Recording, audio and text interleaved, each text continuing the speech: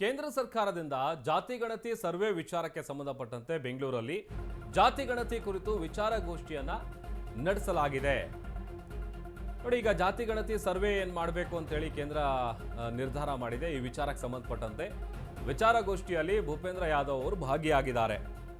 ಭಾರತೀಯ ವಿದ್ಯಾಭವನದಲ್ಲಿ ನಡೆಯುವಂಥ ವಿಚಾರಗೋಷ್ಠಿ ಏನಿದೆ, ಈ ವಿಚಾರಗೋಷ್ಠಿಯ ಬಳಿಕ ಬಿಜೆಪಿ ಕಚೇರಿಯಲ್ಲಿ ಒಂದು ಮೀಟಿಂಗ್ ಇದೆ ಅನ್ನುವಂಥದ್ದು ಕೂಡ ಗೊತ್ತಾಗ್ತಾ ಇದೆ. ಕೇಂದ್ರ ಸಚಿವ ಭೂಪೇಂದ್ರ ಯಾದವ್ ಅವರ ನೇತೃತ್ವದಲ್ಲಿ ಸಭೆ ನಡೆಯುತ್ತೆ.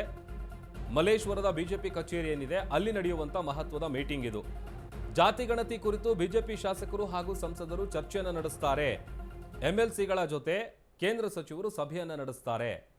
ಯಾಕಂತಂದರೆ ಈ ವಿಚಾರಗೋಷ್ಠಿ ಮೊದಲಿಗೆ ಏನಿದೆ, ಇವತ್ತು ಬೆಳಿಗ್ಗೆ ಇದಕ್ಕೆ ಸಂಬಂಧಪಟ್ಟಂಥ ವಿಚಾರಗೋಷ್ಠಿ ಅದರಲ್ಲಿ ಭಾಗಿಯಾದ ನಂತರದಲ್ಲಿ ಬಿಜೆಪಿ ಕಚೇರಿಯಲ್ಲಿ ಒಂದು ಮೀಟಿಂಗ್ ಇರುತ್ತೆ. ಆ ಮೀಟಿಂಗ್ನಲ್ಲಿ ಎಂಎಲ್ಸಿಗಳೇನಿರ್ತಾರೆ ಅವರ ಜೊತೆಗೂ ಕೂಡ ಒಂದಷ್ಟು ಮಾತುಕತೆಯನ್ನು ನಡೆಸ್ತಾರೆ ಅನ್ನುವಂಥದ್ದು. ಒಂದು ಕಡೆ ಈಗ ಸೆಪ್ಟೆಂಬರ್ ಕ್ರಾಂತಿ ಅನ್ನುವಂಥದ್ದು ಮುನ್ನೆಲೆಗೆ ಬಂದಿದೆ.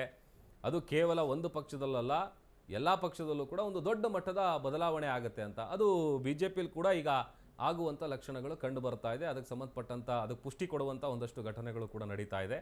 ಇನ್ನು ನಿನ್ನೆ ಅವರು ಬಂದಂಥ ಸಂದರ್ಭದಲ್ಲಿ ಒಂದು ಕಡೆ ಪ್ರತ್ಯೇಕವಾಗಿ ರಾಜ್ಯ ನಾಯಕರ ಜೊತೆ ಮಾತುಕತೆ ನಡೆಸಿರುವಂಥದ್ದು ಕುತೂಹಲ ಒಂದು ಕಡೆ ಆದರೆ, ಮತ್ತೊಂದು ಕಡೆ ಈ ಜಾತಿ ಗಣತಿ ಸರ್ವೆ ವಿಚಾರಕ್ಕೆ ಸಂಬಂಧಪಟ್ಟಂಥ ವಿಚಾರಗೋಷ್ಠಿಯಲ್ಲಿ ಭಾಗಿಯಾಗಿ ಆ ನಂತರದಲ್ಲಿ ಮತ್ತೆ ಒಂದು ಮೀಟಿಂಗನ್ನು ಸೇರ್ತಾರೆ. ಆ ಮೀಟಿಂಗ್ನಲ್ಲಿ ಕೂಡ ಈ ವಿಚಾರದ ಬಗ್ಗೆ ಚರ್ಚೆ ಆಗುತ್ತೆ ಅಂತ.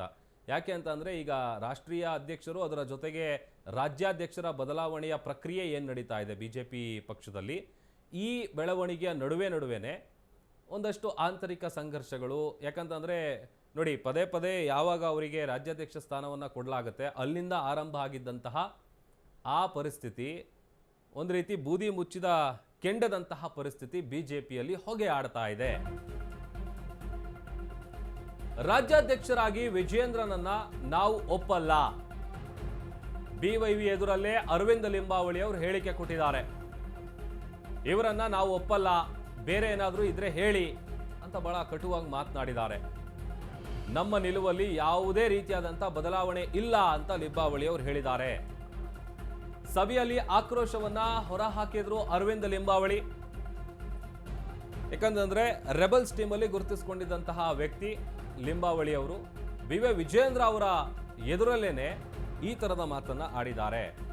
ಇವರನ್ನ ನಾವು ಯಾವುದೇ ಕಾರಣಕ್ಕೂ ಒಪ್ಪಲ್ಲ, ಬೇರೆ ಏನಾದರೂ ಇದ್ರೆ ಹೇಳಿ ಕೇಳಿ ಅದಕ್ಕೆ ಉತ್ತರ ಕೊಡ್ತೀನಿ ಅನ್ನುವಂಥ ನಿಟ್ಟಿನಲ್ಲಿ ಮಾತನಾಡಿದ್ದಾರೆ. ನಮ್ಮ ನಿಲುವು ಏನಿದೆ, ರಾಜ್ಯಾಧ್ಯಕ್ಷ ಸ್ಥಾನವನ್ನ ಬದಲಾವಣೆ ಮಾಡಬೇಕು. ಆ ನಿಲುವಿನಲ್ಲಿ ಯಾವುದೇ ರೀತಿಯಾದಂಥ ಬದಲಾವಣೆ ಇಲ್ಲ.